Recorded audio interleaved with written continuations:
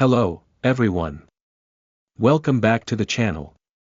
Today, I'm going to show you how to pay for Amazon Prime using a gift card. If you've been wanting to renew or start your Prime membership but prefer to pay with a gift card, you're in the right place. Before we get started, make sure to subscribe, give this video a thumbs up, and leave a comment below if this tip was helpful. This way, you'll be the first to know about more useful guides like this. Alright, let's get into it. Step 1. First, make sure you have an Amazon gift card with a sufficient balance.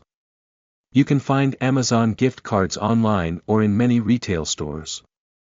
Step 2. Redeem your gift card by going to Account and Lists on Amazon, then selecting Gift Cards. Click on Redeem a gift card and enter the code. This will apply the gift card amount to your Amazon balance. Step 3. Now, when you're ready to sign up for or renew your Prime membership, Amazon will automatically use your gift card balance toward the subscription. If the gift card doesn't cover the entire amount, you'll need another payment method for the remaining balance. Remember, you can check the link in the description and pinned comment for detailed steps to manage your Amazon Prime payment settings.